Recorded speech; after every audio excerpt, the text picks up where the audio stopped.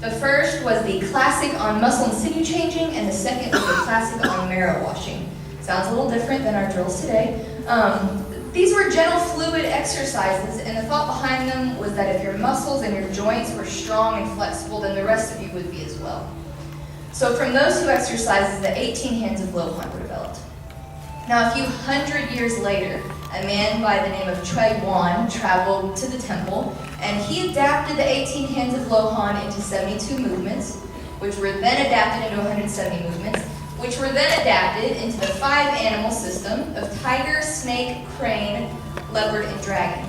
Those 5 systems were then adapted to what you might recognize from Kung Fu Panda. Who's seen Kung Fu Panda? Yeah. Yes, they're those animals for a reason, right? Do you know what they are? It was tiger, snake, crane, monkey, and mantis. They're not just crazy animals. It's a reason. It's Kung Fu, right? So, as you can tell, martial arts has been adapting ever since martial arts has been around, right? Like, we adapt our martial arts as necessary, and so did the Kung Fu masters of old when they realized that things needed to change.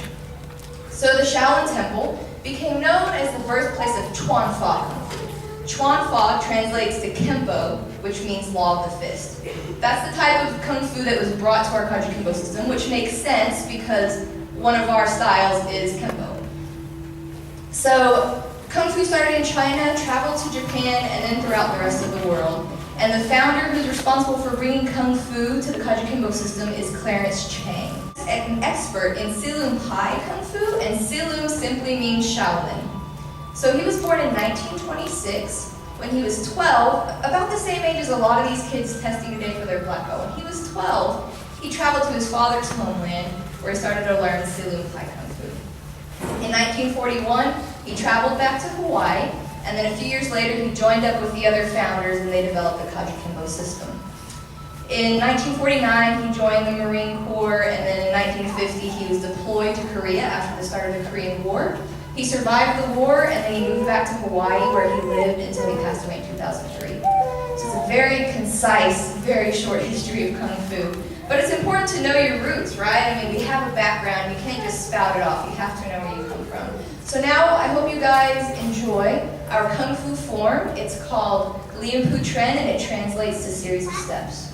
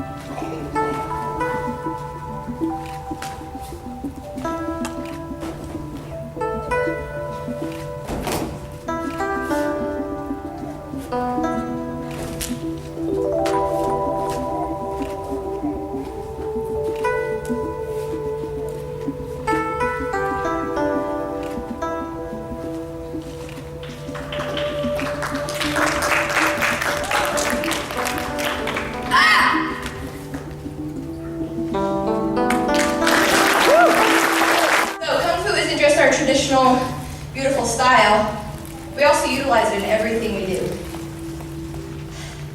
You can see evidence of it in our Kajukembo and in our Krav Maga with our premiere. So I'm going to show you a few drills, a few ways where we use Kung Fu.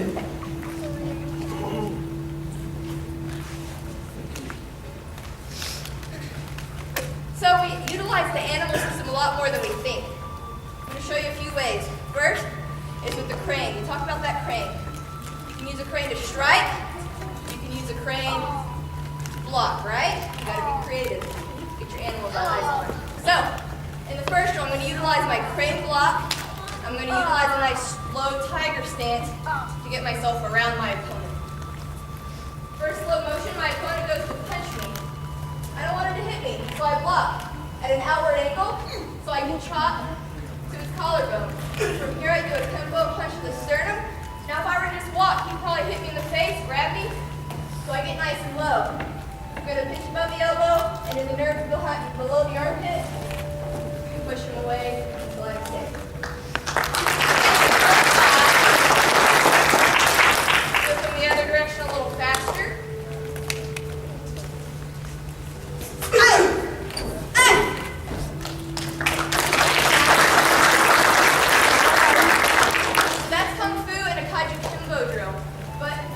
utilize our Krav Maga and our Premier. Krav Maga is close combat fighting, right? I'm generally a lot closer to the person who's trying to hurt me than I want to be. So in this one, I'm going to utilize dragon elbows. Sounds very intense, doesn't it? The concept behind using dragon elbows is that you have your core tight, right? I have this ball of energy.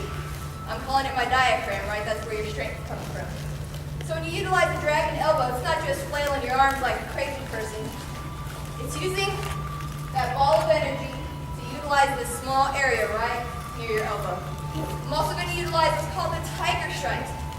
You have tiger palms followed by tiger rakes right here.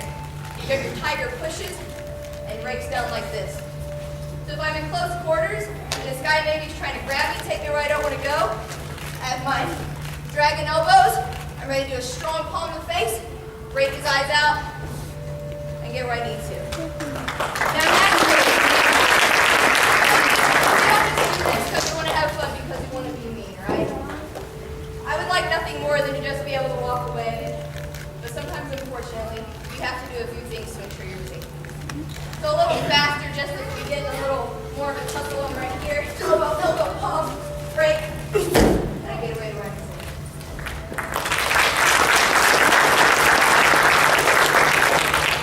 So all that to say, you can probably utilize Kung Fu a lot more than you think. A lot of what martial arts is being creative and also realizing your roots. So I hope you've enjoyed seeing a little bit about Kung Fu.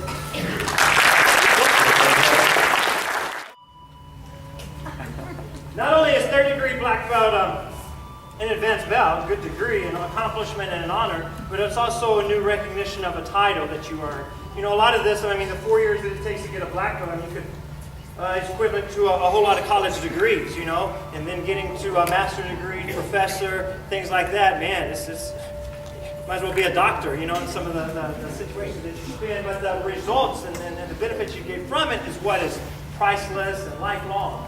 So these guys now will always be introduced until their 6th degree as the title of Sifu. So, honorably promoted to the rank of 3rd degree black belt, let me introduce Sifu Tish Harris.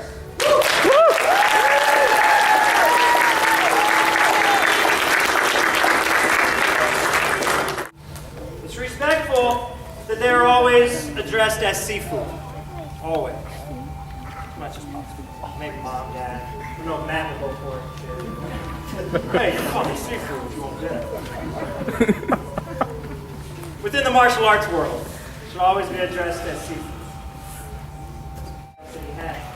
Seagung Porter Stokes and Seagung Enders, thank God, but they're still here in Abilene with me. And they help me run my school and teach my classes. And I wouldn't be able to do the things that I do without them. I wouldn't be able to travel. I wouldn't be able to have more time with my wife and kids. I wouldn't be able to be off when I'm sick or hurt. So with them and people like Chris and Aaron and Tish, these are really the backbone of the foundation of my school. And I give them all the love, credit, appreciation, and I value them and what they do and sacrifice for me, unselfishly. You know, they're not on payroll. They do it with the love of the art and for the passion and to give back. Because as a black belt, your goal is to give back. Now you guys, you say, listen to me. Now you're a black belt. Your goal is to help the next generation. Your goal is to give back.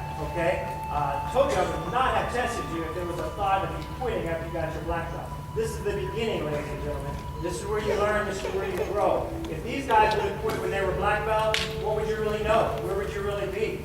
Thanks for coming. Everyone up. Feet together, set. Bow. Appreciate you. That's